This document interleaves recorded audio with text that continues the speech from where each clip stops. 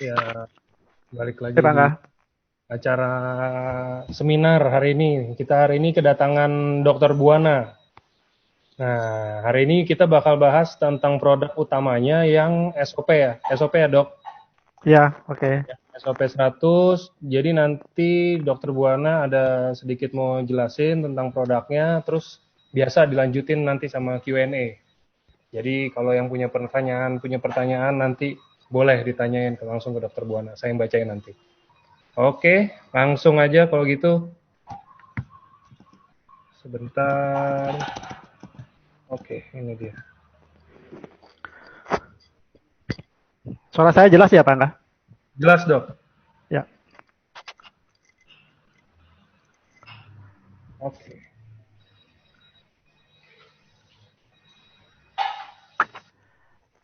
Ya, baik. Selamat sore, Bapak Ibu. Ya, berjumpa kembali dengan saya, Dr. Ngurah Buana. Dia sehari-hari dipanggil Dr. Buana. Saya dari Bali ya. Mungkin bagi Bapak Ibu yang baru pertama kali ikut acara ini, eh, salam kenal ya. Semoga kita sehat selalu ya. Nah, hari ini kita akan berbicara tentang sel terapi ya, with SOP 100 plus, di mana produk ini sudah ya banyak memberikan bantuan ya, banyak memberikan perbaikan kepada masyarakat atau uh, teman-teman kita yang berada di sekeliling kita ya, kondisinya membaik ya, dari tidak bisa jalan menjadi bisa berjalan, yang tadinya tidak bisa pasang ring, yang tadinya harus pasang ring sekarang tidak usah pasang ring ya. Ya, banyak sekali lah manfaat yang bisa didapat oleh masyarakat ya. Oke, untuk lebih jelasnya bagaimana tentang sel terapi tersebut ya, hubungannya dengan SOP nanti saya akan bahas ya.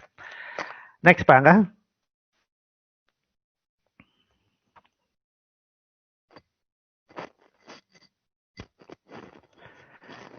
Ya, uh, Bapak Ibu, ini 10 penyakit yang eh, terbanyak mengalami kematian ya di dunia. Ini laporan kesehatan dunia tahun 2016 ya.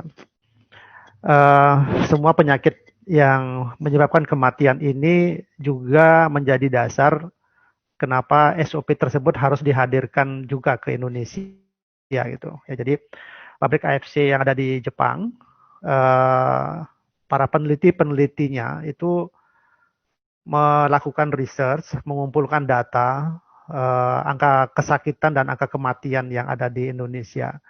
Nah, mereka meramu sedemikian rupa makanan kesehatan yang cocok untuk masyarakat Indonesia, sesuai dengan angka kesakitan dan kematian yang ada di Indonesia. Jadi di antara 10 penyakit ini ya, mungkin kedudukannya bisa turun naik ya. Sekarang ini kan penyakit jantung yang paling banyak, kemudian stroke dan lain sebagainya ya. Tetapi yang sekarang ini terjadi adalah kanker ya, sudah mulai uh, lebih naik lagi posisinya ya, menggantikan penyakit-penyakit yang lain. Demikian juga dengan diabetes ya. Ya, jadi penyakit-penyakit ini yang harus kita waspadai bahwa semakin lama penyakit-penyakit ini akan terus menjadi satu momok buat kita, menjadi satu kewaspadaan juga buat kita.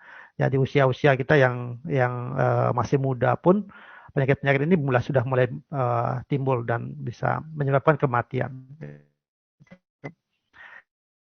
Ya, dan sebagian besar penyakit ini berhubungan dengan pembuluh darah. Ya, berhubungan dengan pembuluh darah. Jadi eh,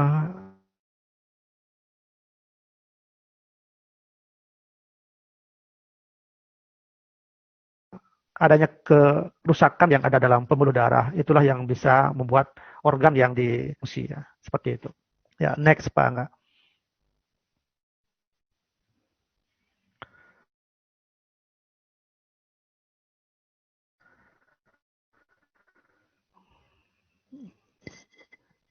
Ya, uh, tentu dalam kehidupan pasti akan terjadi kematian gitu ya. Kenapa kita bisa meninggal ya? Kenapa kita bisa meninggal? Ya, next.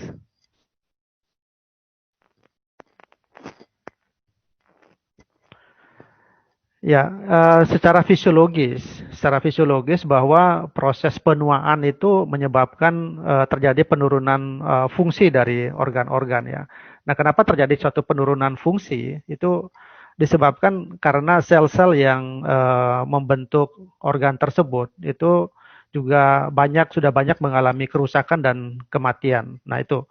Jadi satu organ bisa berfungsi dengan baik bila mana secara utuh organ tersebut yang ditopang oleh sel-sel itu memang masih baik kondisinya.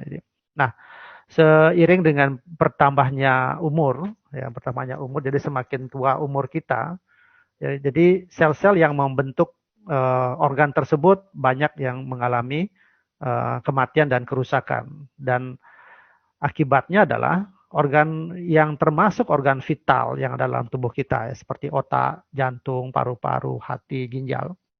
Bila mana ada satu ataukah organ vital yang lain itu juga mengalami satu kegagalan, itulah yang mengakibatkan nanti terjadinya suatu kematian. Gitu.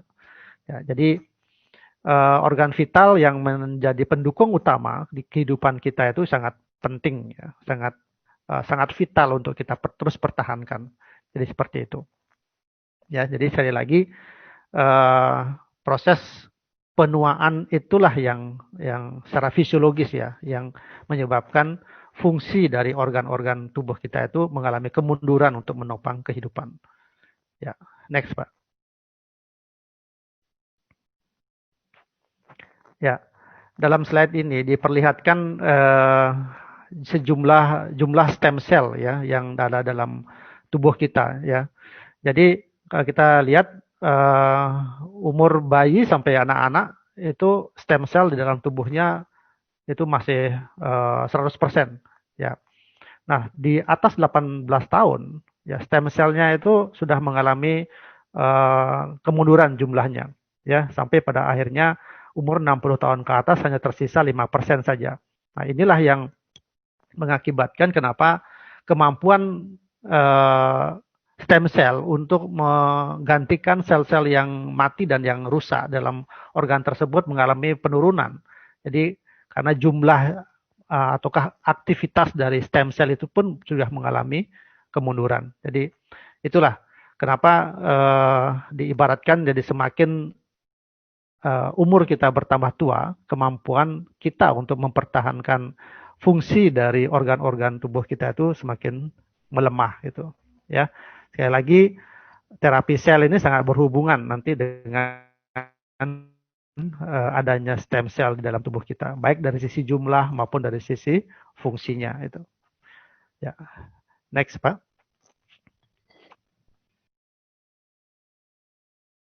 Ya.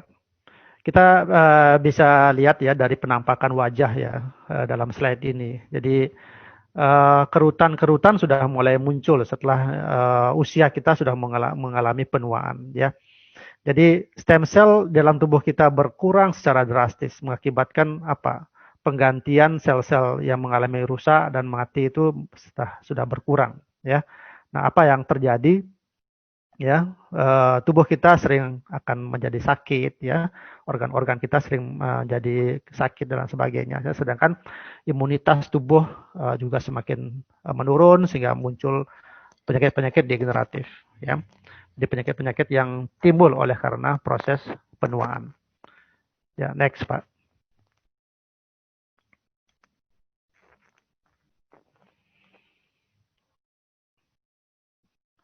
Ya, Bapak Ibu, tubuh kita atau organ-organ yang dibentuk oleh sel-sel kita itu setiap harinya mengalami proses kematian ya, proses pergantian. Jadi setiap hari itu ada miliaran sel, ada sekitar 400 miliar sel yang mengalami kematian dan penggantian. Itulah secara alaminya. Nah, Kalau tadi saya katakan anak-anak atau bayi yang masih bayi, umurnya yang masih muda, itu memiliki stem cell yang masih 100%, artinya apa? Kalau 400 miliar yang mengalami kerusakan dan kematian, 400 miliar juga yang akan tergantikan. Nah, kalau dalam posisinya balance seperti begini, seimbang seperti begini, tentu organ vital, ya saya selalu menggarisbawahi ini karena menopang kehidupan ya. Jadi organ vital itu pasti akan terus berfungsi gitu. Nah, bagaimana kalau seandainya eh, kemampuan penggantian sel oleh stem cell itu sudah tidak mampu lagi menggantikan keseluruhan dari sel-sel yang rusak maupun yang mati. Ya, tentunya secara hitung-hitungan, kalau seandainya satu organ itu terbentuk oleh 1 miliar sel misalnya, kalau yang menggantikan tidak sama dengan jumlah yang mati, tentunya sel yang membentuk organ tersebut pasti akan jumlahnya semakin lama semakin berkurang. Nah itu. Jadi akan tetapi setiap hari tidak semuanya tergantikan yang baru. Nah, ini yang perlu kita pahami ya, karena berhubungan dengan aktivitas dari stem cell tersebut. Gitu. Next, Pak. Ya. Jadi ini secara perhitungan secara ilmiah ya, jadi tidak pasti ya bahwa segitu jumlahnya dalam jumlah sel yang ada dalam tubuh kita ya. Jadi secara ilmiah diperkirakan ada 60 sampai 100 triliun sel yang membentuk tubuh kita ini. Nah, di bagian kanan itu ada organ-organ yang memiliki sel-sel yang setiap harinya atau setiap detiknya mengalami kematian. Jadi bisa dibayangkan Bapak Ibu. Jadi kalau seandainya misalnya otak yang mengalami kehilangan 190 ribu sel dalam satu hari misalnya. Ya, tentu kalau otak yang masih bagus pada anak-anak misalnya yang dimana stem cell-nya masih bagus. Jadi dalam satu hari itu pun akan tergantikan 190 ribu sel. Jadi seperti itu. Nah kita ini yang memiliki umur yang sudah 40 tahun ke atas seperti itu ya karena jumlah stem cell-nya sudah mencapai 50 atau kurang dari seperti jumlah yang lazimnya, tentu tidak 190 sel yang akan tergantikan setiap hari ya. Demikian juga dengan jumlah sel untuk darah, ya kulit, jantung dan lain sebagainya ya. Jadi ini ilustrasi ya supaya kita mendapatkan gambaran bagaimana proses tubuh kita ya, kenapa misalnya kita mengalami luka di kulit, kenapa tiba-tiba di sekian hari penyembuhan, kulitnya menjadi sempurna kembali. Ya. Jadi pada anak-anak biasanya terjadi luka pada kulitnya, penyembuhannya pasti lebih sempurna ketimbang usia-usia yang sudah tua. Itulah perbedaan yang bisa terjadi kalau seandainya mengalami satu proses kerusakan di dalam tubuh kita. Ya. Next. Nah, jadi untuk tetap bertahan hidup, ya fungsi dari organ tersebut, maka sel yang mati dan rusak tersebut itu harus digantikan. Nah, istilah ini yang disebut sebagai proses regenerasi. Ya, jadi untuk membuat organ tersebut bisa bekerja dengan baik, ya, jadi sel-sel yang mati itu harus digantikan dengan sel yang baru. Jadi itulah istilah yang baru ya, mungkin buat Bapak Ibu yang baru bergabung di sini. Jadi proses penggantian dari sel yang rusak dan mati oleh sel yang baru itu disebut sebagai regenerasi sel. Nah inilah nanti yang akan kita fokuskan, kita bicarakan nanti di dalam kita membicarakan masalah SOP ya. Nah kenapa? Karena salah satu paten yang dimiliki oleh SOP tersebut adalah kemampuan untuk meregenerasi sel itu. Gitu, ya. Baik, next. Nah, jadi kesimpulannya, jadi bila sel yang mati dan rusak tersebut tidak diregenerasi, ini menyebabkan jadinya jaringan menjadi rusak, ya, sehingga organ-organ juga tidak bisa berfungsi baik.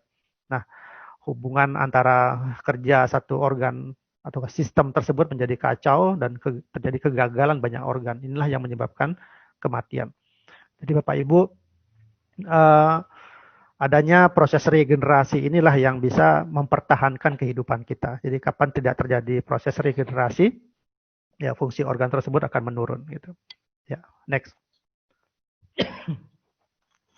Nah, uh, kadang kita berpikir begini, ya, kenapa sih sel tersebut bisa rusak gitu, ya? Nah, secara alami kan sel-sel yang ada dalam tubuh kita kan sudah dipertahankan oleh stem cell, ya. Tapi menjadi pertanyaan, oh sel juga bisa rusak gitu, ya. Nah, ini yang akan kita bahas. Ya, ada faktor dalam dan faktor luar ya, yang ya next bisa next Pak. Ya, untuk di faktor luar ya, ini kondisi eksternal dalam lingkungan kita yang terjadi ya. Jadi ada polusi udara ya, makanan yang tidak sehat, minuman kita ya, kebiasaan kita untuk merokok dan sebagainya ya, banyak yang sudah ada makanan pengawet, banyak mengandung pestisida dan sebagainya. Nah, hal-hal yang seperti begini sudah tidak bisa kita hindari lagi di zaman zaman kemajuan seperti begini ya. Kita banyak istilahnya mau instan lah gitu ya. Kita pesan makanan, tapi lebih pada lifestyle kita. Ya, jadi walaupun misalnya lingkungan kita sudah demikian tidak sehat, tapi kalau kita bisa ngerubah lifestyle kita, ya sekarang menjadi kebiasaan baru kan, setiap kita pergi sekarang harus pakai masker, setiap mau masuk ke ruangan kita harus cuci tangan dan lain sebagainya. Nah, kalau kebiasaan-kebiasaan itu pun nanti ke depan itu menjadi satu hal yang harus kita laksanakan, itu juga bisa mengurangi potensi untuk terjadi kerusakan sel.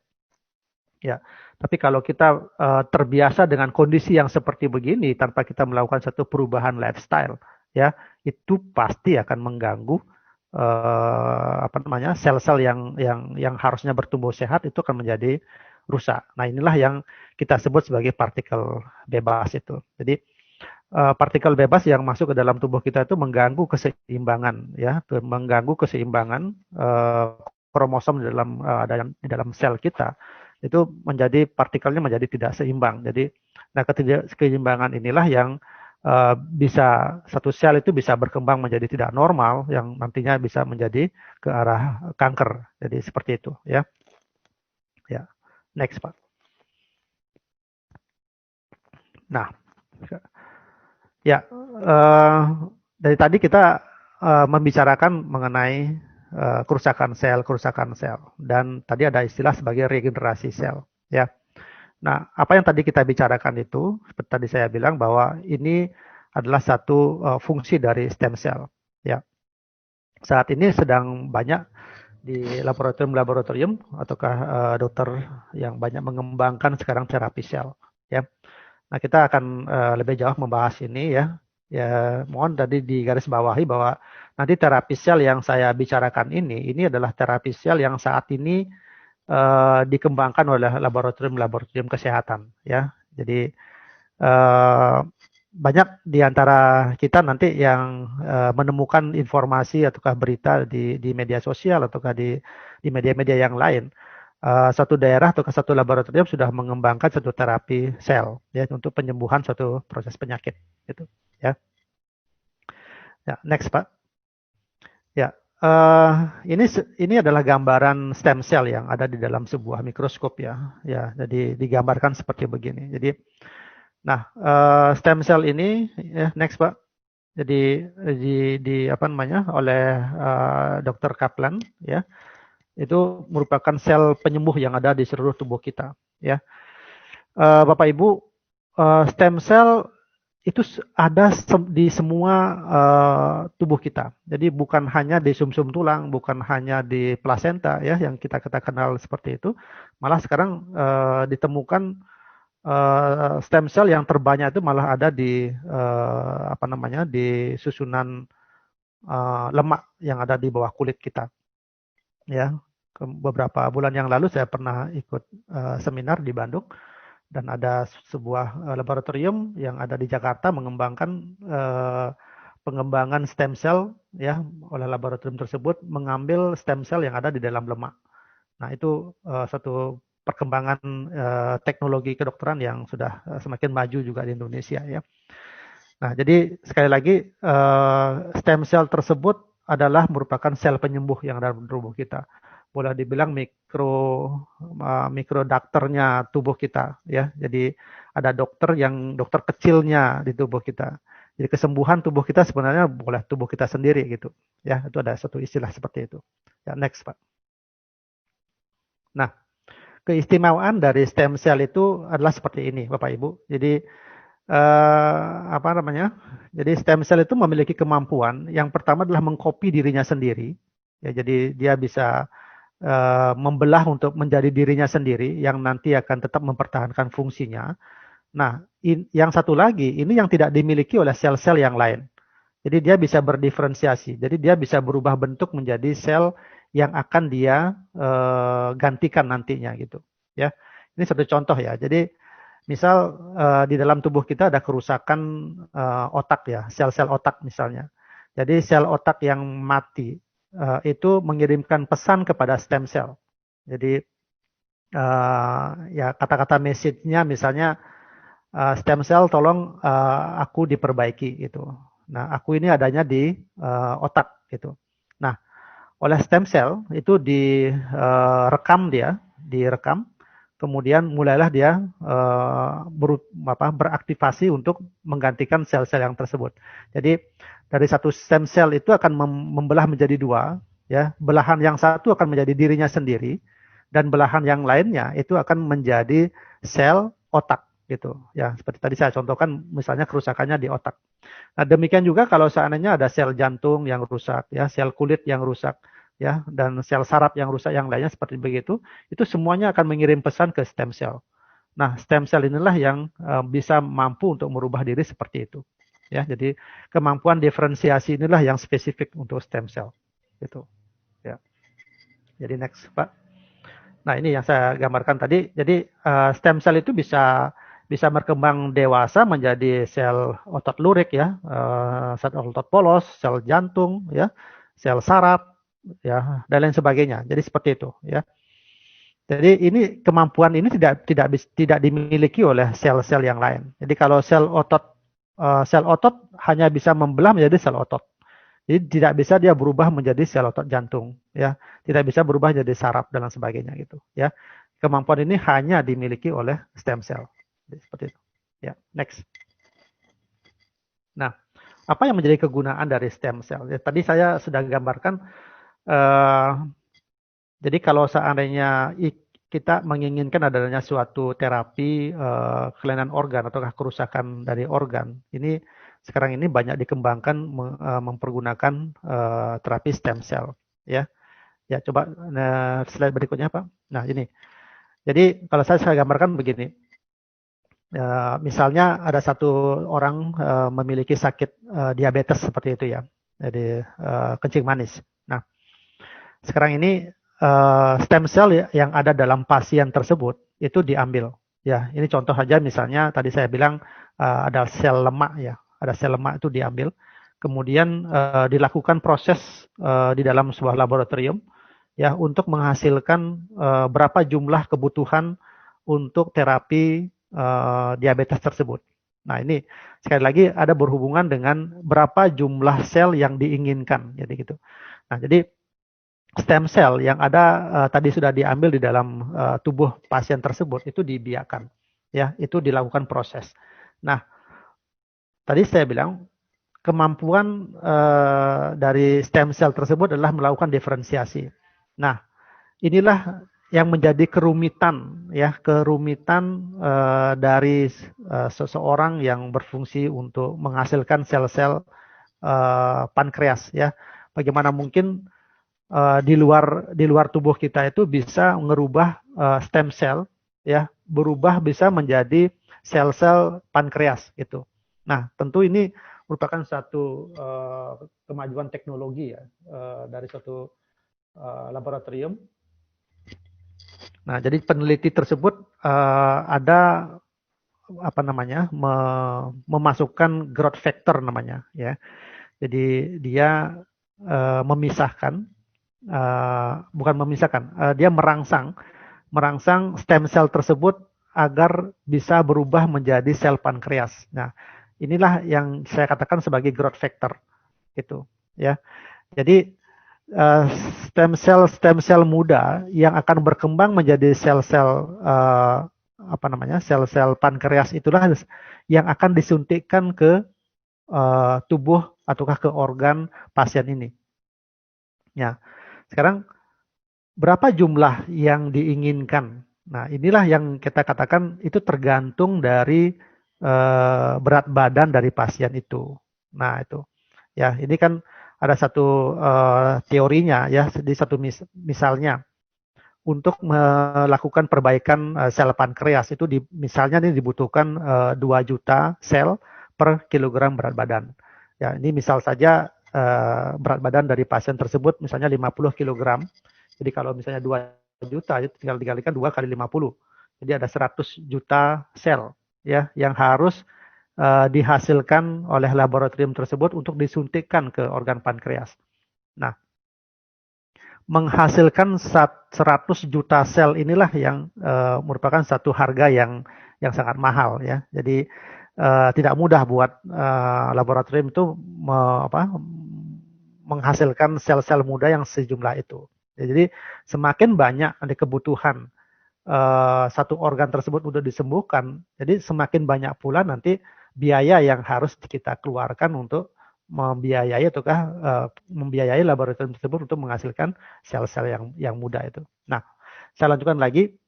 Jadi pada saat sel-sel muda tersebut disuntikkan ke organ tubuh pasien itu, dia akan menjadi sel-sel baru, ya, menjadi sel-sel baru di mana sel-sel tersebut akan berkembang dewasa untuk menggantikan organ ya, untuk menggantikan organ yang mengalami kerusakan tersebut. Nah, inilah satu fungsi dari terapi sel yang saya maksud, di mana penghasilan dari adanya sel-sel muda yang untuk menggantikan itu memang membutuhkan satu teknologi tersendiri ya, dan biaya yang demikian mahal juga gitu ya. Next. Nah, tadi kan saya bilang proses terapi sel yang ada di pasaran seperti ini itu kan tadi saya bilang itu mencapai ratusan juta ya, karena hitung-hitungannya tadi kan bayangkan kalau 100 juta sel di mana harga dari satu sel ya, satu sel itu misalnya Rp1 atau sampai Rp1,5. Berarti kalau menghasilkan di 100 juta sel, paling tidak uang yang kita keluarkan itu adalah antara 100 sampai 150 juta sel. Nah, ini 100 sampai 150 juta rupiah yang kita harus beli, yang kita harus bayar ke laboratorium tersebut. Nah, itu. Ya, jadi kenapa stem cell yang seperti ini sangat mahal ya, sangat sulit. Ya, kenapa sulit ya? Karena menghasilkan itu tidak mudah gitu ya. Dan kondisinya tidak stabil. Jadi bisa saja pada saat disuntikan itu terjadi kematian dari stem cell, tidak kecocokan dan lain sebagainya. Nah, inilah yang terjadi saat ini ya, dengan model-model terapi sel yang terapi sel langsung ya, seperti itu. Next, Pak. Nah, ini hanya mempertegas saja bahwa terapi yang seperti ini sangat mahal ya, sangat mahal, mencapai ratusan juta, dan penyuntikannya tidak hanya sekali, itu bisa 2-3 kali ya untuk mencapai hasil yang optimal ya. Next.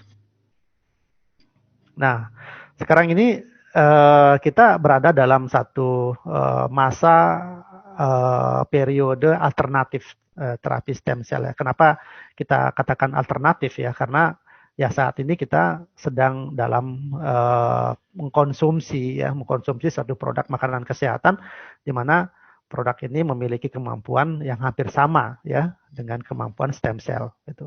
Ya, next.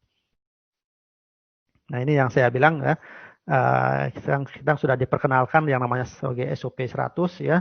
Ini sebagai satu terapi sel yang dari Jepang ya. Mereka SOP 100 ini ya sudah kita kenal memiliki 3 paten ya. Next, Pak. Nah, kalau kita lihat dari kandungan dari SOP ini ya, kandungan utamanya adalah asam amino ya. Ini asam amino. Jadi yang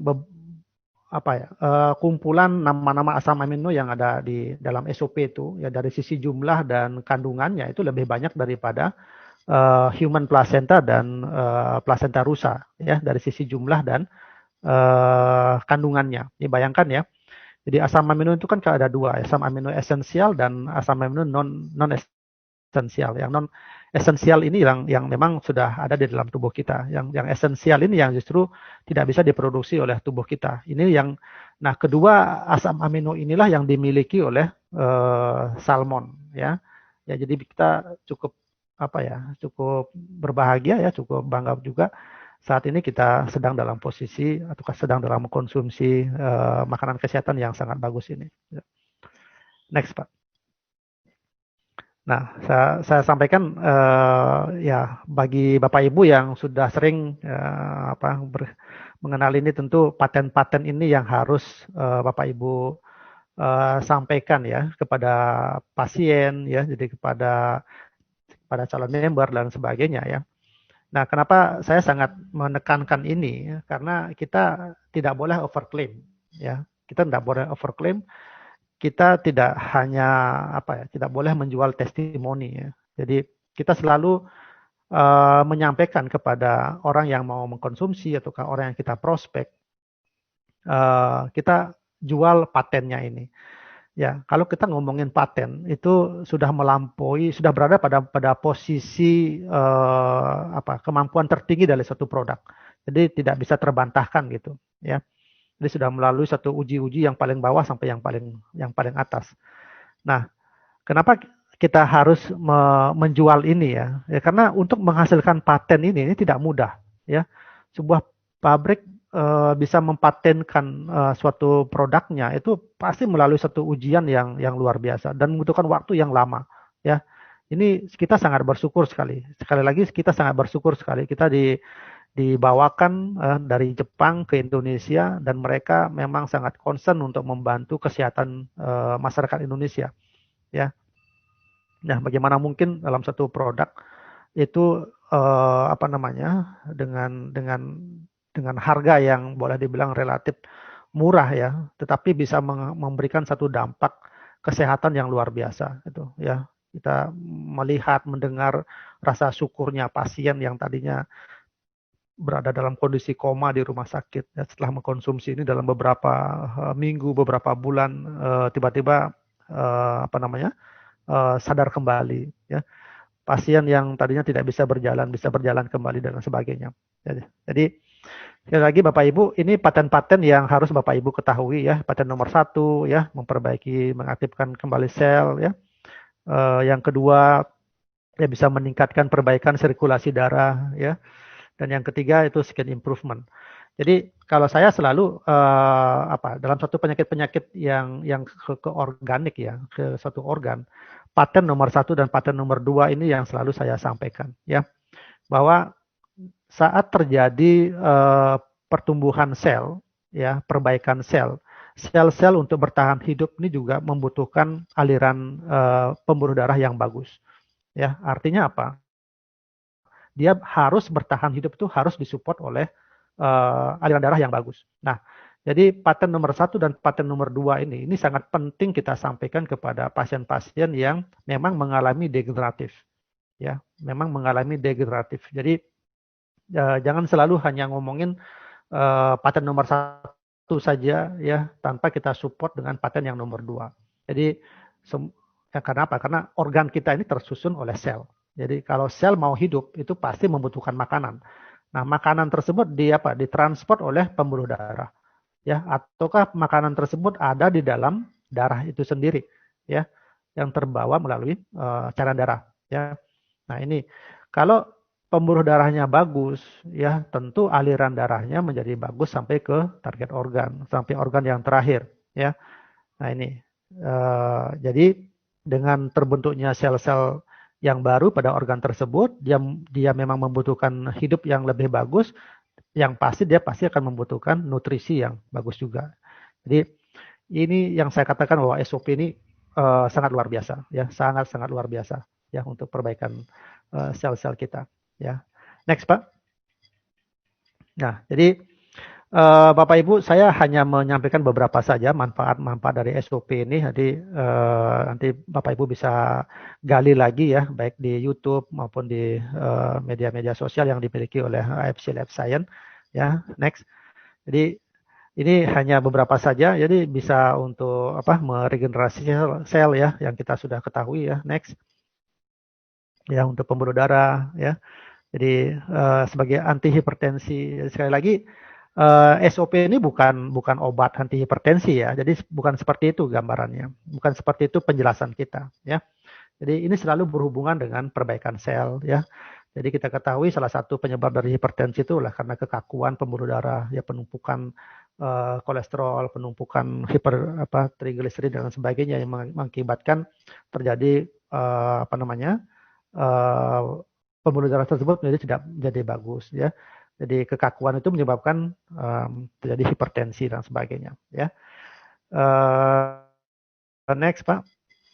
Ya, ini tentu lagi ya di jantung ya. Jadi seperti tadi sel-sel jantung itu juga membutuhkan nutrisi. Jadi makanya kelancaran sirkulasi darah di mana dengan oksigen juga bagus. Jadi termasuk fungsi jantung juga akan menjadi bagus ya, menurunkan tekanan darah ya, mencegah penyakit jantung dan lain sebagainya ya. Baik, terus ya untuk sendi juga ya, karena beberapa kandungan yang ada dalam SOP. Jadi kandungan utamanya itu memang asam amino, tetapi SOP ini juga ada kandungan-kandungan yang lain ya. Jadi ada sebagai pelumas ya, ada hyaluronic acidnya itu dan kolagennya itu berfungsi untuk melenturkan ya.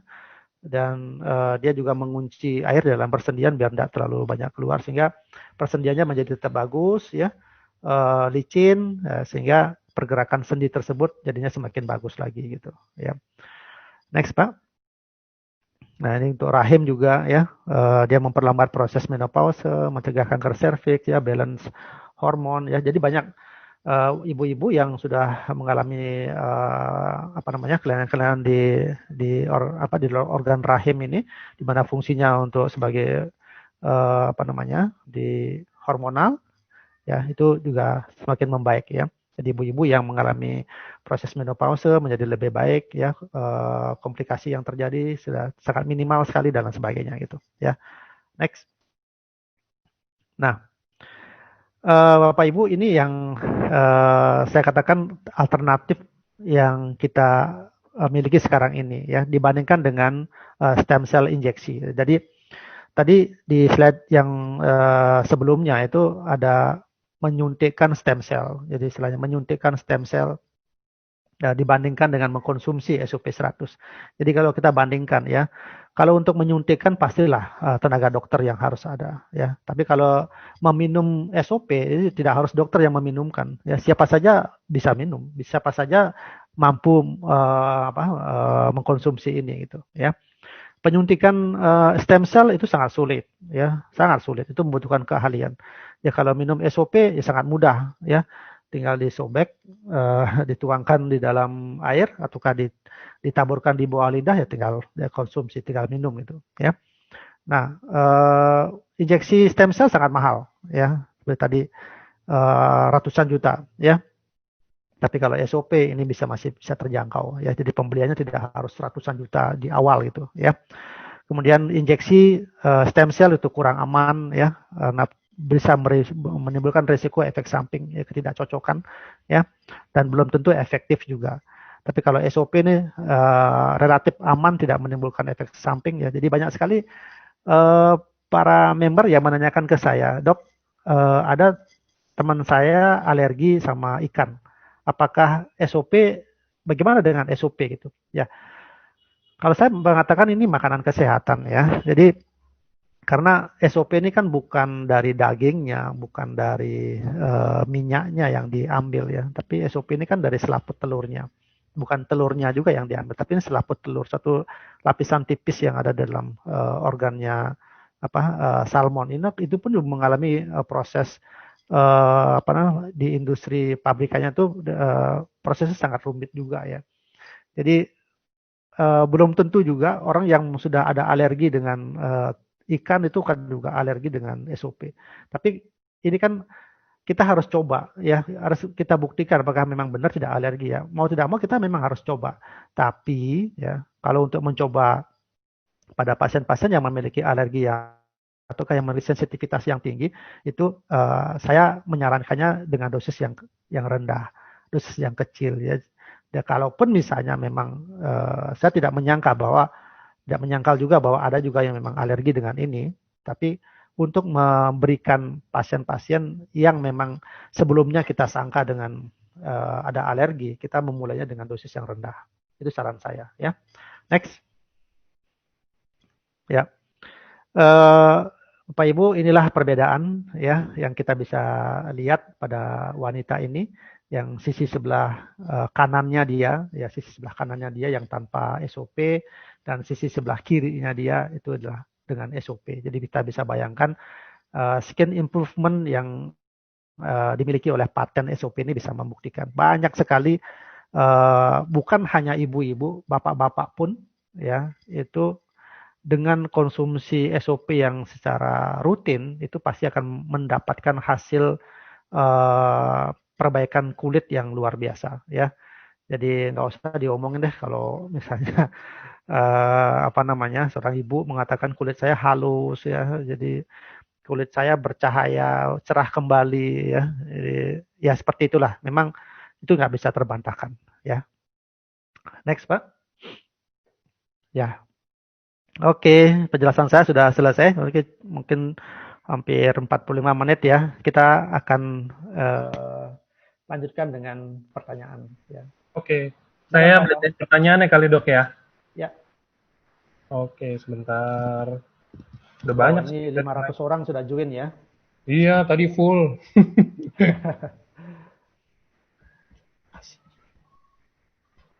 Jadi ini udah ada yang nanya dari pertama datang. Oke, mulai dok. Dok, dengan jantung bocor dok, bolehkah konsumsi SOP 100? Gimana penjelasannya secara kedokteran dok? Aman nggak? Ini banyak sekali yang menanyakan ya.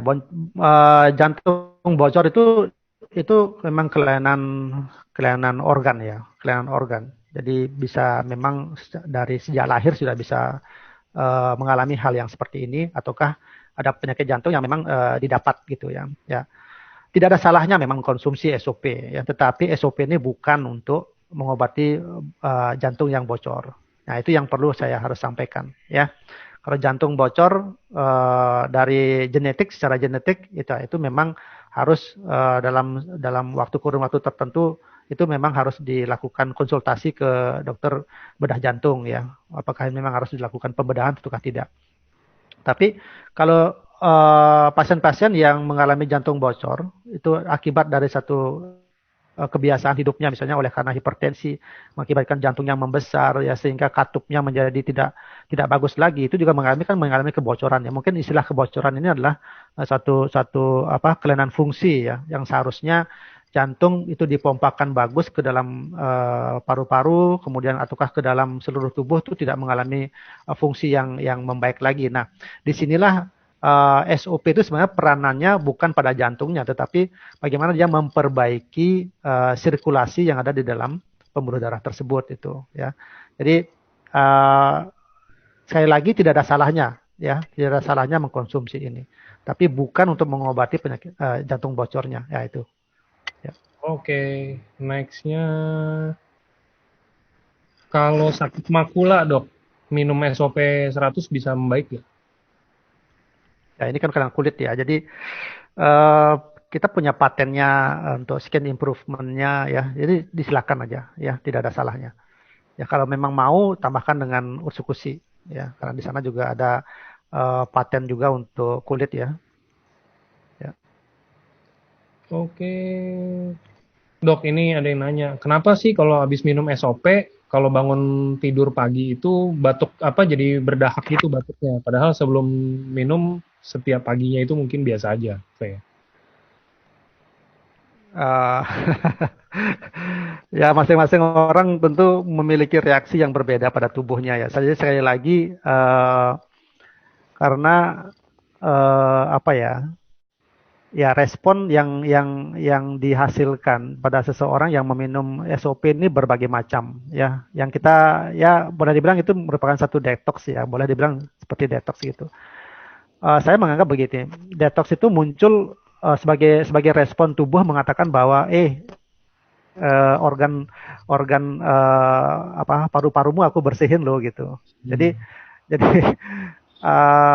semacam semacam memberikan sinyal saja gitu ya, semacam sinyal saja. Karena begini, SOP ini kan makanan kesehatan. Jadi tidak mengakibatkan orang tersebut sakit gitu sebenarnya. Ya. Oke. Tetapi kadang ada kondisi pasien tersebut memang harus merasakan rasa nyeri, rasa tidak nyaman pada tubuhnya. Nah, inilah yang saya anggap itu merupakan satu sinyal di dalam tubuh bahwa proses regenerasi itu muncul pada daerah itu. Nah, ini yang saya selalu bagi para member yang menanyakan ini, dok, kenapa kaki saya tiba-tiba kram, rasa sakit, di pundak saya tiba-tiba ketarik misalnya, saya sakit kepala saya kok tambah berat jadinya, sebelumnya nggak pernah sakit kepala dan lain sebagainya. Semua kondisi-kondisi tersebut dibilang setelah saya minum SOP kok jadi begini, setelah saya minum SOP kok jadi begini gitu. Nah, makanya saya bilang kalau kondisi itu memang berat sekali, ya memang berat sekali, rasa nyerinya memang berat, itu boleh ditambahkan dengan anti nyeri ya. Kemudian SOP-nya diturunin dosisnya atau mungkin bahkan di stop dulu dosisnya ya. Oke. Nanti setelah itu kita coba mulai dengan dosis yang kecil ya, agar respon tubuhnya itu bisa bisa sedikit demi sedikit akan beradaptasi gitu. Ya, itu aja saran saya Pak Angga. Oke. Ya. Oke, nextnya uh, oke nih, saya ada yang mau tanya dok. Jadi ada pasien umur 17 bulan, udah divonis leukemia ALL L1. Orang tuanya galau mau kasih SOP atau cukusi yang dikasih ke anak. Mengingat dokter yang menanganinya tidak menyarankan konsumsi SOP. Anak ini lagi menjalani kemo kelima hari ini, udah nggak tahu berapa lama, kemungkinan 2 tahun ke depan katanya untuk kemonya itu. Jadi kira-kira tetap dikasihnya itu SOP atau UTSU atau gimana dok? Ya, ini satu pertentangan yang sulit untuk kita mungkin satu sisi dokter yang menangani memberikan satu warning, jangan jangan ini jangan itu ya.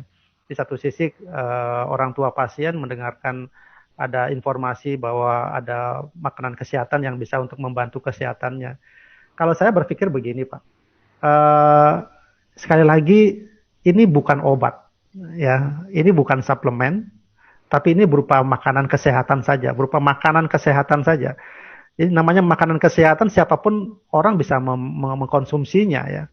Jadi kalau kita terlalu ketakutannya bahwa ini akan menyebabkan begini begitu, ya ya saya mengatakan ya silakan lah gitu. Tapi kalau saya tidak ada salahnya ya kita memberikan ini kepada anak itu ya. Tapi SOP bukan untuk menyembuhkan ya, bukan untuk menyembuhkan, itu kan karena kanker ya. Lagi ada beberapa hal yang mungkin kita harus garis bawahi ya Pak, untuk bahwa kita tidak boleh overclaim ya, misalnya untuk kanker ini bisa enggak untuk kanker, wah ini penyembuhan untuk kanker sampai saat ini enggak ada obatnya. Jadi SOP tidak berfungsi untuk menyembuhkan kanker ya, tapi bisa memperbaiki kondisi pasien. Kemudian untuk kelainan genetik itu juga tidak bisa kita overclaim ya, kelainan genetik, tapi bisa diperbaiki akibat dari kelainan genetiknya ya. uh, lagi itu misalnya kelainan organik ya, itu juga pasti tidak akan bisa diperbaiki oleh SOP. Nah, kondisi-kondisi yang seperti ini jangan kita mengoverclaim ya, jangan kita mengatakan bahwa semua penyakit tidak bisa disembuhkan, bisa diinikan oleh SOP, bukan. Hati-hati sekali ya. Saya sering diskusi dengan Pak Ernest, dengan Pak Niko ya, dok tolong disampaikan batasan-batasan dari SOP atau ursikusi yang kita miliki ini, biar para member kita jangan terlalu mengoverclaim sehingga nanti ada kekecewaan pada pasien yang mengkonsumsi ya, yang memang tidak bisa disembuhkan, tidak bisa diperbaiki, ya jangan kita katakan itu bisa diperbaiki, bisa disembuhkan. Ya kita terus terang saja mengatakan bahwa ini tidak bisa memperbaiki kesehatan Anda, tidak bisa menyehatkan Anda kalau meminum ini ya, tapi paling tidak bisa memperbaiki kualitasnya ya, yang tadinya tidak bisa tidur menjadi tidur misalnya, tapi tidak memperbaiki penyakit dasarnya. Nah, ini yang harus Bapak Ibu harus pegang ya, untuk bisa kita memberikan support yang terus menerus pada pasien ya. Nah, kembali lagi ke pasien yang leukemia tersebut, saya mengembalikan kepada orang tua pasien, ya silakan saja ikuti sarannya dari dokter, silakan ya. Tapi kalau saya tidak ada salahnya untuk memberikan ini kepada putranya. Ya. Oke.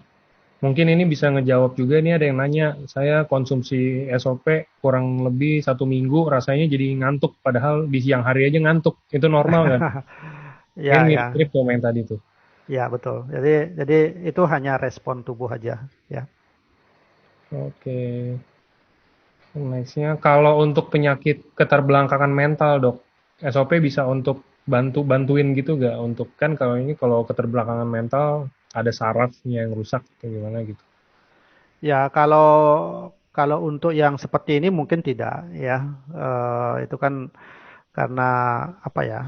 Ya, ada banyak, ada satu hal yang serius yang terjadi di sana ya. Jadi bukan karena apa ketergantungan mentalnya tuh, apa keterbelakangan mentalnya tuh bukan oleh karena kerusakan organnya gitu ya. Tapi sekali lagi tidak ada salahnya kita memberikan SOP ya, tidak ada salahnya kita memberikan SOP ya. Siapa tahu nanti hal-hal yang negatif yang dimiliki oleh pasien yang mengalami keterbelakangan mental tersebut bisa diperbaiki ya. Ini misal saja aktivitasnya yang berlebihan ya, yang tadinya dia tidak bisa diam sekarang menjadi diam misalnya ya, yang tadinya tidak mau makan diam begitu, hanya bisa dia makan dan sebagainya. Itu hal-hal yang seperti begini yang harus kita syukuri gitu ya, bagi bapak ibu yang memiliki anak-anak yang mengalami keterbelakangan seperti itu ya. Oke. Oke. Dok, apakah SOP bisa membantu memperbaiki penebalan pada dinding jantung karena genetik bawaan lahir? Nah, ini yang tadi saya bilang ya, yang diperbaiki itu bukan pada organnya itu ya, tapi yang diperbaiki itulah adalah komplikasi yang terjadi lanjutan dari penebalan jantung itu. Nah, ini uh, ya mudah-mudahan Bapak Ibu mengerti ya apa yang saya sampaikan ya. Secara secara fungsi dari SOP itu bukan untuk memperbaiki organ yang mana ini memang sudah ada kelainan genetiknya dari sejak lahir ya. Itu jelas tidak akan bisa diperbaiki. Tetapi komplikasi yang muncul, ya, komplikasi yang bisa muncul dari kelainan organ tersebut yang terjadi pada tubuh anak ini yang bisa kita perbaiki gitu. Ya. Oke, nextnya untuk varises, dok. Varises apa dampak positifnya kalau minum SOP? Ya, kita tahu varises itu kan terjadi kekakuan dari pembuluh darah. Nah, ini kalau saya sih memang menganjurkan SOP dengan ursikusi ya. SOP-nya itu untuk perbaikan sel-sel pembuluh darahnya. Memang dia juga akan menekan komplikasi yang muncul akibat dari kekakuan itu. Ya, siapa tahu memang juga ada kekentalan darah akibat dari hiperkolesterol, trigliserid misalnya. Itu bisa juga diperbaiki. Nah, ursikusi peranannya di sini adalah karena di sana ada fucoidan ya. Jadi fucoidan itu juga sebagai anti platelet ya, jadi anti pembekuan ya. Nah, ini bagus sekali ya, perpaduan antara SOP dengan ursikusi pada pasien varises. Ya, banyak dari para ya pasien yang mengkonsumsi ini memberikan kesaksian yang membaik ya. Oke. Oke. Kalau baru sembuh dari sakit tifus, untuk pemulihan boleh konsumsi SOP nggak, dok? Untuk usia 63 tahun. Oh, silakan aja, tak jadi masalah Pak. Kalau untuk keratosis pilaris, cukup SOP atau harus kombinasi SOP dan UTSU, dok? Keratosis Pilaris. filaris ya. Kan di kulit ya. Kalau saya sih ya begini ya, maksudnya mungkin kalau istilah-istilah penyakit seperti itu bisa Bapak Ibu cari dulu di Google gitu ya. Ini istilahnya di mana sih gitu ya. Misalnya kalau dia masalahnya ada di kulit gitu. Ya, ini kelainannya kulit ini di bagian apanya gitu ya. Nah, pada saat kita mengetahui itu, kita hubungkan nih dengan patennya dari produk ini. Ya, kalau dia sudah ada berhubungan dengan kulit ya, itu kalau saya sih mengatakan bahwa kalau ada skin improvement gitu, seperti begitu misalnya, ya kesempatan untuk perbaikan itu pasti juga ada gitu ya. Kemudian di Ursukushi juga ada uji klinis untuk kulit ya. Nah, makanya kalau ya berhubungan dengan begini ya lebih bagus kita kasih kombinasi antara SOP sama Ursukushi gitu ya. Oke, ini ada yang ini kan bahan-bahan dasarnya SOP itu kan dari ikan salmon dok, dari salmon ovari peptide-nya ya. Gimana kalau SOP itu dikasih ke orang yang punya reaksi hypersensitivitas pada yang kalau mereka konsumsi hewan laut, itu ada nyambung, ada koneksi nggak dok? Nah, ini seperti tadi saya bilang, ya, untuk membuktikan bahwa pasien tersebut ada mengalami alergi juga pada salmon, ya mau tidak mau, memang kita harus konsumsi, ya, kita harus konsumsi. Tapi cara konsumsinya mungkin kita memulainya dengan dosis yang kecil. Jadi supaya kalau misalnya nanti kita berikan satu saset misalnya, itu akan memberikan respon yang besar nanti pada pasien itu kan bisa mengakibatkan nanti ada shock ya. Kalau memang dia alergi sama itu, kalau alerginya cepat itu bisa mengakibatkan shock anafilaktik nanti. Nah, kondisi ini kan kita tidak mau gitu ya. Hmm. Jadi saran saya bagi pasien-pasien yang memiliki sensitivitas yang tinggi terhadap ikan laut atau seafood itu, kalau ini kan juga namanya SOP juga terbuat dari salmon, ya hati-hatinya ada di situ pada saat pemberiannya. Itu Oke, Pak. Ya. kalau untuk tiroid dok, kira-kira minumnya SOP atau UTSU atau kombinasi, dan mungkin kalau ini bisa dikasih tahu berapa banyaknya per harinya. Ya, tiroid ini apa dulu? Ya, apa gangguan hormonalnya atau pembesaran tiroidnya kan saya nggak bisa memberikan advice ya. Ya, kalau bertanyanya mungkin yang lebih jelas ya Bapak Ibu ya, biar kami bisa memberikan memberikan jawaban yang tepat ya. Kalau nanti misalnya ini bisa di Japri aja, ya nanti saya akan bantu. Oke. Nah, ini ada yang jelas nih, sama kayaknya nih. Dia kanker tiroid. Kanker tiroid Ya, itu berarti samalah pertanyaannya kayak tadi, dia ya. konsumsi yang mana gitu. Kanker jelas nggak bisa ya. Kalau Hmm. kanker saya bilang tidak bisa mengobati kanker ya. Itu kalau ya, tapi sekali lagi kondisi-kondisi yang diakibatkan oleh kankernya itu yang bisa dibantu ya. Contoh misal kalau setiap kanker itu pasti akan mengalami kerusakan sel-sel darah ya. Misalnya oleh karena kemoterapinya ataukah oleh karena memang kankernya sendiri gitu ya. Nah, itu kemampuan SOP-nya di situ untuk menghasilkan sel-sel baru, sel-sel darah baru, nah di situ yang diperbaiki gitu. Ya, contohnya seperti itulah ya. Oke. Kalau untuk sinus dok, gimana dok? SOP, UTSU atau di Ya, ini makanya ini sinus ini kan banyak banyak penyakit Pak enggak. Jadi ada sinusitis oleh karena alergi ya, oleh karena sinusitis oleh karena infeksi ya, itu kan pasti beda-beda ya kita punya ini ya.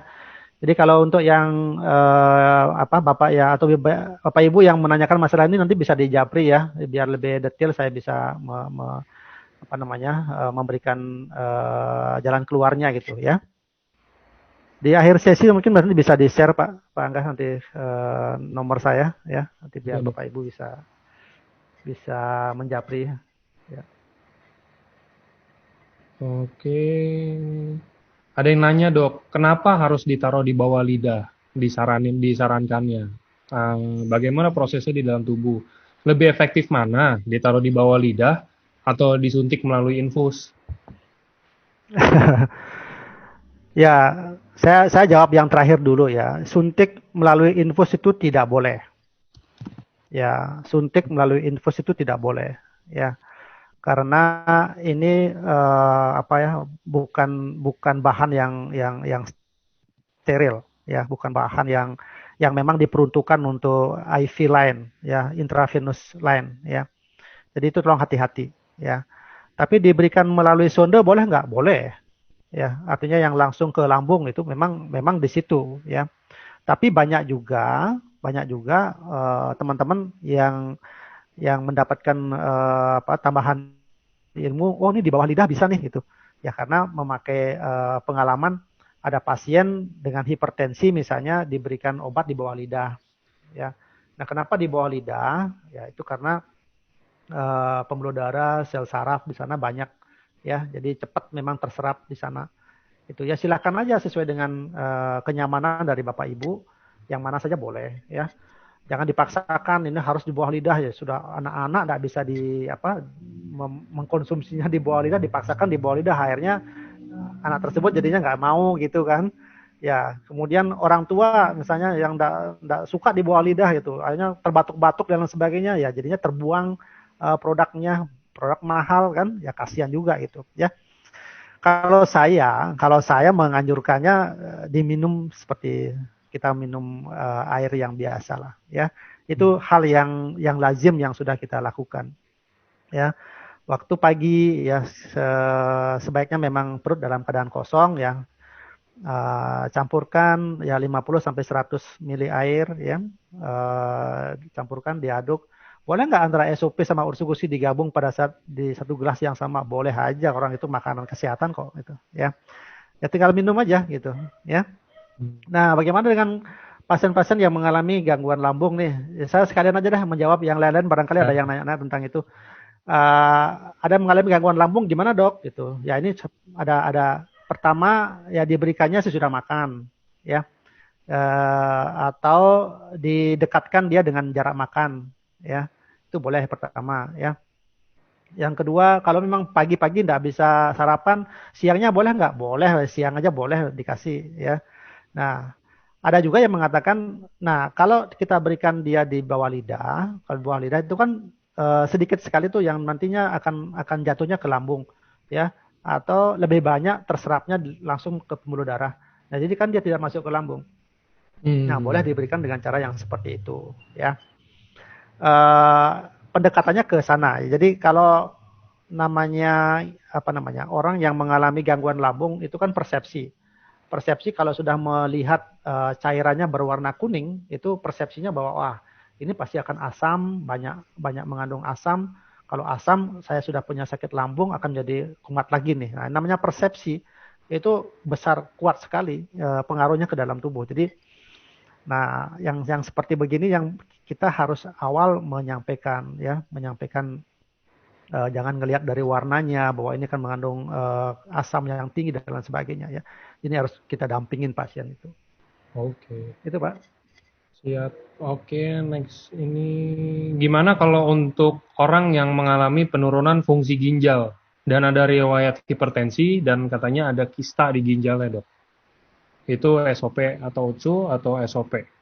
Ya, Enggak. berapa hari yang lalu dokter Luigi ya sempat juga menyampaikan tentang penyakit ginjal ya. Salah satunya tentang kista ginjal ya. Kalau kista ginjal itu memang satu gangguan terbentuknya cairan ya, kantong-kantong cairan yang ada di dalam ginjal itu sendiri, dan sehingga mengganggu fungsinya ya.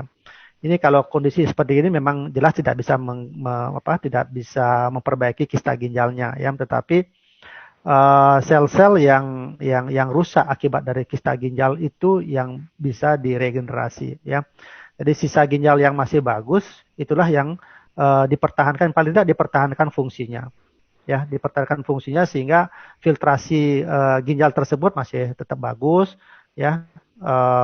Fungsi dari ginjal tersebut masih masih tetap bagus sehingga tidak jatuh ke dalam gagal ginjal kronik yang mengakibatkan memang dia harus cuci darah ya. Jadi saya sih lebih banyak menganjurkan untuk minum SOP saja ya, karena untuk kemampuan regenerasi selnya itu. Saat ini saya juga ada punya pasien ya yang dengan kista ginjal yang sudah mungkin 30 tahun, 40 tahun dia sudah menderita itu. Eh, Saat ini sedang mengkonsumsi SOP, ya kondisinya pasien mengatakan kondisi saya lebih baik dok, walaupun misalnya HB-nya belum belum bisa dipertahankan ya. Masih ada penyuntikan hemapo dan lain sebagainya. Tapi secara umum mengatakan sejak saya minum SOP kondisi tubuh saya semakin baik. Artinya apa? SOP ini tidak hanya memperbaiki ginjalnya ya, tetapi organ-organ yang lain juga mengalami penurunan, itu juga sedang diregenerasi. Inilah yang dinyatakan secara umum oleh pasien tersebut, mengatakan bahwa tubuhnya sehat itu ya. Itu Pak Angga. Oke. Next-nya ini, Dok. Ada yang nanya Wah, ponakan saya umur 3 tahun, Dok. Ujung kelingkingnya nggak bisa lurus. Kata dokter pernah ada periksa, katanya ada ganjalan di persendian dan harus dipotong jarinya. Apa bisa dicoba dikasih SOP 100, Dok, untuk membantu dengan harapan kalau bisa nggak jadi dipotong. Iya, ini kelainan-kelainan yang organik ya. Apa namanya? Ya, kalau misalnya orang tua tidak menghendaki anaknya dioperasi seperti itu, misal, ya nggak ada salahnya kita kita melakukan upaya, ya tentunya apa yang bisa diperbaiki dengan SOP ini, ya. Ya, saya katakan ya jaringan-jaringan yang mengalami masalah di kelingking itu yang mungkin diperbaiki, ya mudah-mudahan saja ada kemujizatan gitu terhadap kelingkingnya ini yang tadinya tidak bisa lurus, bisa bisa bengkoknya bisa berkurang misalnya seperti itu. Nah, ini kan satu hal yang luar biasa, ya. Dicoba aja kalau memang memang kalau memang tidak ingin dioperasi gitu ya. Itu aja ke ini saya. Oke. Oke, sebentar next. Oke, anak Oke, ini anak saya umur 10 tahun, kecelakaan, kaki kirinya dioperasi dan pakai pen di pinggul. Keluar cairan bau di sela-sela gips dan demam. Itu kira-kira konsumsi SOP atau Utsukushi, Dok? Dan berapa banyak nih, kalau bisa Ya, kalau dibantu? sudah muncul bau dan demam itu menandakan ada infeksi, ya. Infeksi pada operasinya, ya. Nah, kalau kondisi yang seperti ini tolong segera ditindaklanjuti, ya. Terapinya bukan mendahulukan SOP atau eksekusi, ya, tetapi ini harus dibawa ke rumah sakit, ya, untuk dilakukan tindakan lebih lanjut, ya.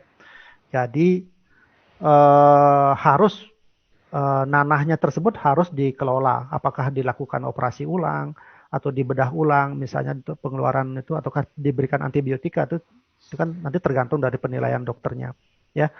Nah, SOP maupun Ursukusi bisa berperan di sini enggak? Ya, ini bisa mensupport, ya. Kalau seandainya infeksinya tersebut sudah ditanggulangi, ya. Jadi kombinasi antara antibiotika ataukah tindakan operasi yang dilakukan pada pasien ini ditambah dengan SOP maupun Ursukusi itu kan memberikan hasil yang lebih bagus, ya. Jadi bukan bukan meniadakan tidak pergi ke rumah sakit atau tidak kontrol ke dokter, tapi lebih pada SOP maupun eksekusinya itu tindakan yang salah kalau saya. Dalam kondisi yang seperti ini loh, ya, tolong dipahami itu, ya. Kalau kalau yang tadi ceritanya dari pasien ini saya wajibkan untuk ke rumah sakit atau kontrol ke dokter yang pernah menanganinya dulu, ya. Oke. Oke, nextnya, oh ini tentang anak, Dok. Jadi apa? Kehamilan. Ada rekan kerja udah menikah sekitar 8 tahun tapi belum dikaruniai anak. Udah pernah cek ke dokter, katanya ada gangguan hormon di istrinya. Udah konsumsi obat-obatan herbal dan lain-lainnya, tapi nggak ngebantu. Nah, kalau mau konsumsi SOP 100 untuk terapinya, kira-kira dosisnya berapa per harinya, Dok? Ya, dipastikan dulu ya bahwa memang benar ini akibat ketidakseimbangan hormonal, ya. Kemudian kelainan fisik di kedua belah pihak itu tidak ada lagi, ya. Kemudian kesuburan dipastikan bagus, ya. Kemudian waktu kumpulnya juga sesuai gitu, ya. Artinya pasangan tersebut melakukan hubungan pas pada saat istrinya pas masa subur gitu, ya.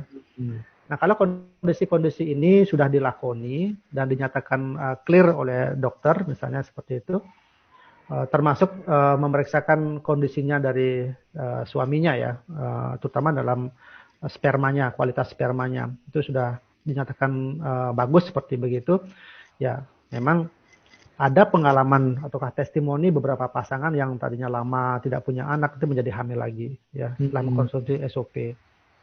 Ya, silakan mau dimulai dengan 2 kali 1, ya, ataukah langsung 2 kali 2, ya, itu silakan aja. Itu masing-masing orang punya dosis sendiri-sendiri, ya. Tapi minimal itu 2 kali 1 minimal, ya. Minimal 2 kali. Oke, ini lanjut untuk ada lagi yang kayak hormon juga nanyanya. Umur 53 tahun wanita. Kalau minum SOP bisa menopause lagi, bisa bisa menstruasi lagi nggak dok? Padahal udah menopause. Saya nggak bisa mengatakan dia akan haid lagi ya, tetapi komplikasi dari menopause itu yang dikendalikan Hmm. ya. Jadi rasa kecemasan yang berlebih, rasa panas, rasa kropos tulang dan sebagainya, rambut rontok dan sebagainya itu yang dikendalikan. Itu yang bisa diperbaiki oleh SOP. Jadi bukan membuat dia haid lagi gitu. Saya kira mungkin bukan ke arah sana sih ya. Ini saya sakit mah dok, udah 10 tahun lebih. Ada asam lambung, asam lambungnya tinggi. Kira-kira kalau saya mau coba mulai konsumsi SOP 100, baiknya eh, makan dulu atau di sebelum makan dan dosisnya berapa banyak per harinya? Ya tadi saya sudah jawab ya yang sebelumnya ya. Untuk yang apa namanya yang untuk dosis itu kalau saya sarankan dimulai dari dosis yang kecil dulu ya. Setengah saset dulu misalnya dalam hitungan 3 sampai 7 hari ya. Coba lihat perkembangannya, lihat respon tubuhnya. Kalau dengan setengah saset tidak ada rasa nyeri ya, tidak ada kembung misalnya ya boleh dinaikkan lagi 3/4 saset misalnya ya. Sekian 2 sampai 3 minggu misalnya seperti itu. Kemudian amati pasien sendiri yang bisa melihat perkembangannya itu ya. Nanti bisa dinaikkan sampai maksimal mungkin bisa sampai 2 kali 2 ya.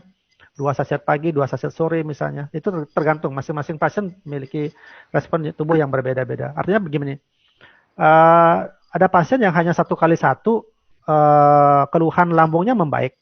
Ya berarti dosisnya dia ada 1 kali 1. Tapi ada juga pasien yang dosisnya 2 kali 1 ya. Minum 2 kali 1 baru keluhan lambungnya lebih bagus. Nah itu dosisnya dia segitu. Ada juga pasien yang mungkin minum pagi 2, sore 2 baru membaik kondisinya ya.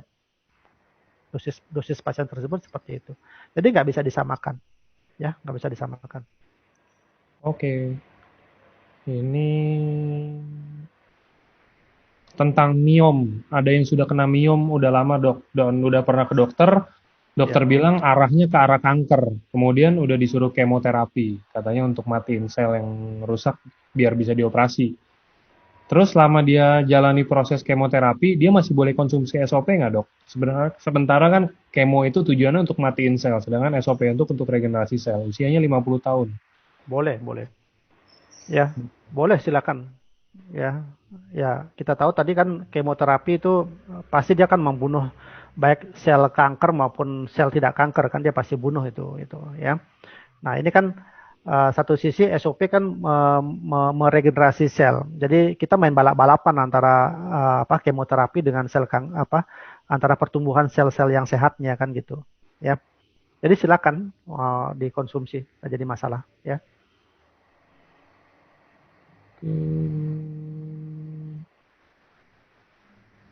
Oke, nextnya. Untuk anak yang kepalanya membesar akibat ada cairan, apakah bisa dibantu dengan SOP? Dia yang Kalau dibantu boleh ya bisa, tapi menyembuhkan tidak. Nah itu ya. Kalau hidrosepalus ya oleh penumpukan cairan itu kan biasanya karena kelainan genetik ya, kelainan bawaan, bukan genetik ya, kelainan bawaan. Itu harus dilakukan operasi ya, dilakukan pemasangan selang ya, stent mengalirkan cairannya dikeluarkan dari otak ya biasanya ditampung di apa di perutnya gitu ya. Nah, itu terapi yang selama ini dijalankan. Nah, kondisi kepala membesar itu kan pasti akan mengganggu sel-sel otaknya ya dan jaringan-jaringan yang lain. Nah, inilah fungsinya SOP-nya itu hanya memperbaiki kerusakan-kerusakan sel-sel otak yang terganggu ataukah yang rusak akibat dari hidrosefalusnya itu. Tapi bukan untuk mengobati hidrosefalus itu ya. kalau untuk keropos tulang dok, kira-kira bisa membantu nggak kan regenerasi sel untuk sel tulang Ya, juga? tadi saya bilang di sana di slide yang tadinya kan manfaat dari SOP itu bisa untuk kelainan di persendian tulang ya. Jadi itu ada karena kandungan dari SOP kan ada hyaluronic acid ya, ada kolagennya di situ. Itu sangat bagus untuk ini ya, untuk perbaikan fungsi tulangnya. Nah, untuk regenerasi selnya kan pasti patentnya kan ada di sana juga ya. Itu. Bagus sekali untuk osteoporosis ya. Oke, ini kalau untuk pasca melahirkan, habis pasca operasi melahirkan, kira-kira konsumsi SOP-nya gimana tuh dok? Untuk biar kondisinya lebih membaik, perlu pemulihan habis operasi. Ya kan proses melahirkan kan proses yang normal, jadi bukan sakit sebenarnya ya. Kalau mau dikonsumsi ya minimal mungkin kalau karena habis operasi kan minimal 2 kali 1 ya, itu silakan. Ya pasti kondisinya pasti akan membaik ya, apalagi banyak darah yang keluar akibat dari operasi tersebut ya, pasti prosesnya akan lebih cepat membaik ya. Hmm. Oh ini, sore dok, kalau udah gagal ginjal, udah cuci darah, dan minum airnya sekarang pun dibatasin. Minum Hmm. SOP-nya kira-kira yang tepatnya itu berapa banyak per harinya? Yang paling baik dan paling bagus. Masing-masing orang beda-beda ya, masing-masing orang memiliki dosis yang berbeda-beda ya. Uh, kalau pasien dengan gagal ginjal itu biasanya konsumsi obatnya banyak, ya. Nah, apalagi kalau penyakitnya sudah lama diderita, tubuh pasti akan menyesuaikan dengan obat-obatan yang dikonsumsi. Tubuh pasti akan menyesuaikan dengan kondisi dari gagal ginjalnya tersebut. Nah, kalau kita berikan SOP ini ya pada pasien yang seperti ini, kita mulai dengan dosis yang besar, itu pasti akan terjadi respon yang dirasakan tidak nyaman buat pasien. Ya, ini makanya kalau yang pasien seperti gini, kita jangan terlalu tergesa-gesa untuk memberikan dosis yang besar. Ya, kita harus pahami bahwa kondisi tubuh pasien ini sedang dalam kondisi sakit berat lah boleh dibilang begitu. Maka kita harus memberikannya dari dosis yang kecil dulu ya, secara bertahap ya. Dan ada yang perlu kita kejar-kejar dalam hal ini gitu. Yang untuk pasien-pasien yang seperti begini ya. Mulai dengan dosis yang kecil dulu ya, biarkan tubuh pasien tersebut merespon dengan baik ya, terjadi keseimbangan dan sebagainya. Secara bertahan baru kita naikkan sampai pada kondisi pasien tersebut pasti akan memiliki dosis yang tersendiri dia. Kapan pasien tersebut merasakan nyaman, disitulah dosisnya dia gitu ya. Itu Pak Oke, Angga. oke. Ini akhirnya keluar pertanyaan. Biasanya banyak pertanyaan diabetes dok kalau SOP. Ini Ya, baru ya. ketemu satu. Apakah diabetes mellitus tipe 1 bisa berkurang pakai insulinnya dengan dibantu oleh SOP? Dan berapa banyak Tidak. mungkin? Jawaban saya jelas mengatakan tidak. Hmm. Oke. Ini kita belum tanya. Dok mau tanya kalau misalkan buat ada yang varikokel, apakah minum SOP bisa membantu? Tidak. Maksudnya tidak bisa menyembuhkan varikokel ya. Varikokel itu harus dioperasi ya, karena ada cairan di sana. Cairan yang tersebut tidak bisa dikeluarkan oleh karena SOP ya. Itu harus dioperasi. Nah, selesai operasi baru minum SOP gitu ya. Jadi jangan dibalik-balik ya kalau yang untuk sakit-sakit yang seperti begini ya. Oke. Kalau untuk pasien diabetes kronis yang sampai sebabkan matanya itu tidak dapat melihat, kira-kira disarankannya gimana ya dok SOP-nya? SOP atau UTSU atau Ya, ini bagus sekali pertanyaannya. Uh, Diabetes itu ada komplikasi ya, ada komplikasi mikro dan komplikasi makro ya. Jadi komplikasi mikro itu ke pembuluh-pembuluh darah, ke pembuluh saraf yang kecil-kecil seperti itu ya. Kalau sudah sampai ke mata berarti komplikasinya sudah ke mata ya. Apa namanya? Sudah mengalami katarak dan sebagainya ya. Nah, kalau untuk yang seperti begini itu saran saya sih dikombinasi antara SOP dengan usukusi ya. Nah, kenapa harus dikombinasi? Karena apa namanya? Kataraknya itu harus dilakukan operasi dulu, ya. Kataraknya harus dilakukan operasi. Kemudian pengendalian dari peningkatan gula darahnya itu bisa diperbaiki dengan SOP-nya, ya.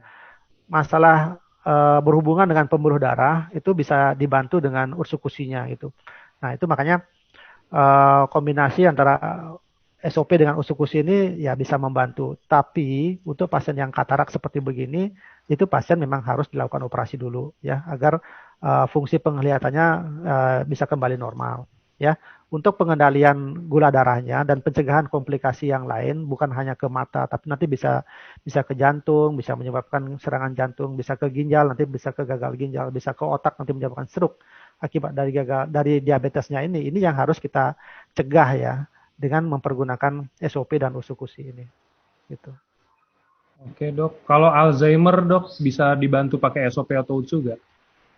Ya itu memang patennya ya, memang patennya SOP ya, Hmm. bukan usukusi ya, tapi ini patennya dari SOP karena Alzheimer itu kan memang terjadi kehilangan sel-sel saraf ya. Jadi itu memang fungsinya di sana ya. SOP aja. Oke dok. Ini ada pertanyaan umum yang mungkin harus diperjelas lagi biar ini soalnya ini sering ditanya. Ada yang kanker serviks udah belasan tahun sudah kenanya, terus udah histerektomi juga udah aman katanya. Hmm. Terus kalau konsumsi SOP 100 lagi, dia bisa membangunkan lagi nggak dok sel kankernya? Ini. Ini pertanyaan yang sudah kita sempat klarifikasi ya, baik saya maupun Dr. Luigi ya, atau teman medical expert yang lain ya. SOP ini tidak membangkitkan sel yang tidak normal di dalam tubuh kita ya. Ya, jadi itu kerjanya berbeda ya. Jadi kerjanya berbeda. Tubuh kita ini kan memiliki stem cell, ya memiliki DNA yang khusus, ya memiliki DNA. Eh, eh, Sedangkan kanker itu memiliki DNA tersendiri. Jadi bagaimana mungkin DNA yang berlainan itu akan bisa ditumbuhkan oleh DNA yang cocok dengan tubuh kita, yang cocok dengan sel yang apa, yang normal di dalam tubuh kita. Ya, jadi ya, sedangkan sel kanker tersebut tumbuhnya dari hasil memakan sel-sel normal yang ada di sekelilingnya. Nah, jadi itu. Jadi dia tidak ikut mendapatkan aliran nutrisi dari apa yang kita konsumsi, tapi dia memang mendapatkan makanan dari hasil merusak sel-sel yang ada di sekelilingnya. Itu. Sedangkan tubuh kita yang normal begini kan memang dapat asupan nutrisi dari makanan yang kita konsumsi gitu. Jadi tidak ada hubungannya, ya. Oke. Ini mungkin saya cariin 3 pertanyaan lagi dok ya. Ini soalnya kayaknya banyak banget dan ini juga kayak pertanyaannya semua Iya, mirip iya. soalnya. Oke, ini deh. Dok, untuk glukoma apa bisa terbantu dengan SOP 100? Glaukoma harus dioperasi. Ya itu dulu ya. Glaukoma harus dioperasi karena itu pasti akan penurunan tekanan bola mata itu harus dilakukan pembukaan celah lah istilahnya begitu kan, itu kan karena tertutup ya. Itu harus dioperasi. Setelah operasi baru kita perbaiki dengan kita bisa support dengan SOP. Ya itu ya. Oke, ini dok kalau SOP gimana caranya bisa membantu hipertensi? Karena saya udah 2,5 bulan konsumsi SOP dan UTSU masing-masing 2 kali 1. Namun belum ada perubahan. Gimana saran dokter? Apa dosisnya mungkin harus ditambah atau gimana dok? Ya, saya harus menanyakan lebih jauh lagi. Nanti mungkin bisa japri ke saya ya, Pak, Bapak atau Ibu yang menanyakan ini ya. Ini perbaikan ini tidak hanya melulu tentang masalah dosis ya. Ya, tapi kita harus lihat dulu ke belakang. Ini sudah berapa lama penyakit ini yang diderita ya. Kemudian obat-obatan yang dikonsumsi selama ini bagaimana ya. Pernah nggak terjadi satu komplikasi yang muncul akibat dari ini, dari apa namanya, hipertensi ini dan sebagainya ya. Nah, perbaikan dari SOP dan ursikusi ini dari mana? Ya ini dari perbaikan sel-selnya dia ya, dan melancarkan aliran darahnya akibat dari komplikasi pengentalan darah. Nah, itu apa namanya, kegunaan dari SOP maupun usukusinya ini ya. Nah, mengenai konsumsinya baru dua bulan ya Pak. Ya Baru ini setengah bulan. tentu belum belum apa ya, belum sesuai dengan apa namanya dari peneliti ya, bahwa optimalisasi eh, apa hasil yang optimal didapatkan dari terapi ini adalah 6 bulan. Nah itu ya, jadi kalau saran saya pada pasien ini coba diperbaiki dosisnya dulu ya. SOP-nya dinaikkan ya 2 kali 2, kemudian ursukusinya itu minimal ya, itu minimal. Kalau pasien yang seperti gini, kalau saya sarankan sih lebih bagus pada SOP-nya ya, bukan ke ursukusinya ya.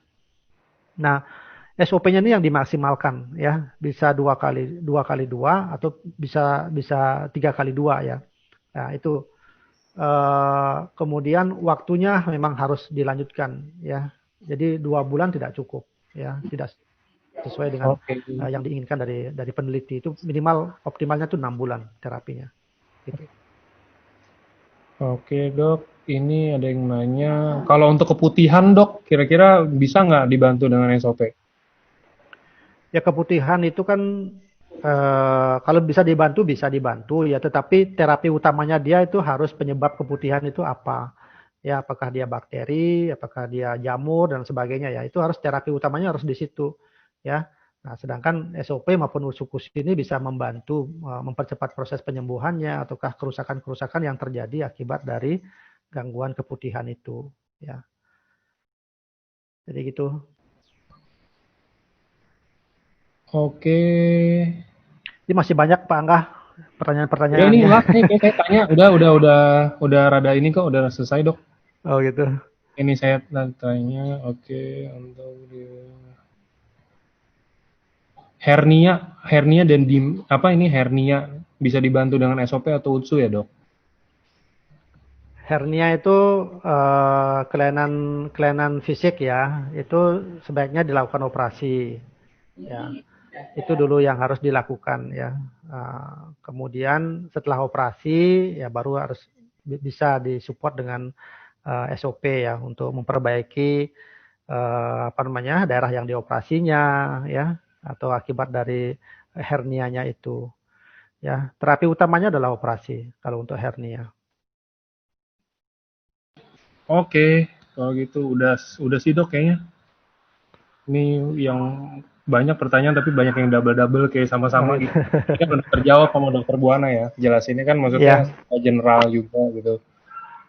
Ya, Oke, silakan buat para Bapak Ibu ya, silakan japri ke nomor saya ya, ke 0821 4413 0101 ya. oh ya. 0821 4413 0101. Bisa di chat barangkali, mungkin silakan Pak Angga untuk bisa Berapa dok? ini. Nggak bisa ditulisin barangkali. 08. 0821 Oke, 4413 oke, 0101. oke, udah dok. Ya, oke. Oke, thank you Terima dokter kasih Buana. Pak Angga, terima kasih Bapak Ibu ya. Mohon maaf Thank bila mana you. ada salah kata saya ya. Semoga sehat. Oke, thank you dok, thank you semuanya. Sampai jumpa di hari Senin. Hari Senin harusnya sama Paniko. Ada home talk. Oke. So Ya. nanti ada training mungkin. Oke, thank you semua. Happy weekend.